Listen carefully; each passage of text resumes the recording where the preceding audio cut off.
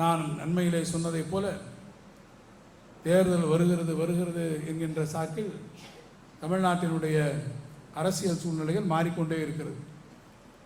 நீங்கள் பத்திரிகை படிப்பவர்களாக இருந்தாலும், தொலைக்காட்சிகளை பார்ப்பவர்களாக இருந்தாலும், அல்லது ரீல் பார்க்குறவராக இருந்தாலும், எதை பார்த்தாலும் எந்த கூட்டணி யாரோடு போகிறது அப்படின்னு சொல்கிறார்கள். எந்த கூட்டணி யார்கிட்ட போனாலும் கவலைப்படுகிறது. நரி வளம் போனால் என்ன, நரி இடம் போனால் என்ன, நமக்கு கவலை இல்லை. நம்மை பொறுத்த மட்டில் நம்முடைய முதலமைச்சர், கழகத்தின் தலைவர் தளபதி மு.க. ஸ்டாலின் தான் மீண்டும் தமிழ்நாட்டினுடைய முதலமைச்சராக இருக்கார். அவர் அமைக்கிற கூட்டணி தான் வெற்றி கூட்டணி. இதுவரை அவர் அமைத்த கூட்டணி தான் வெற்றி கூட்டணியாக இருந்திருக்கிறது. இனிமேலும் அவர் அமைக்கக்கூடிய அந்த கூட்டணி தான் தமிழ்நாட்டு அரசியல் வெற்றி கூட்டணியாகும். நம்ம எதிர்த்து எந்த புயல் வேணாலும் வரலாம். எந்த அரசியல் புயல் வருகிறது என்று சொல்கிறார்கள். இன்னைக்கு ஒரு புயல் இங்கே வருகிறது என்கிறார்கள், அந்த புயல் அங்கே வருகிறது என்கிறார்கள், அந்த பக்கமாக நகர்கிறது, இவர் இந்த பக்கமாக நகர்கிறார் என்றெல்லாம் சொல்கிறார்கள்.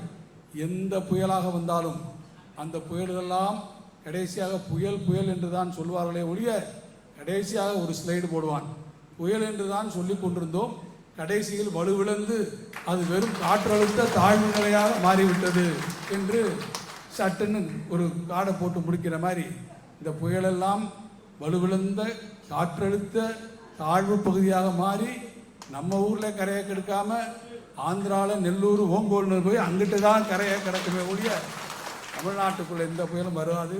அப்படியே எந்த புயல் வரதாக இருந்தாலும் நம்முடைய முதலமைச்சர் அவர்கள் சொன்னதைப் போல எந்த புயலையும் எதிர்ப்பதற்கு, சந்திப்பதற்கு திராவிட முன்னேற்ற கழகம் தயாராக இருக்கிறது. நம்முடைய மதச்சார்பற்ற முற்போக்கு இந்தியா கூட்டணி தயாராக இருக்கிறது.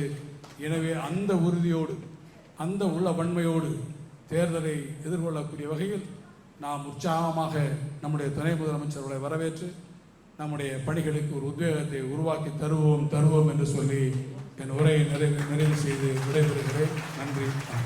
பிளே ஸ்டோர் மற்றும் ஆப் ஸ்டோரில் இருந்து பாலிமர் செயலியை QR கோடு மூலம் பதிவிறக்கம் செய்யுங்கள். செய்திகளை உடனுக்குடன் பெறுங்கள்.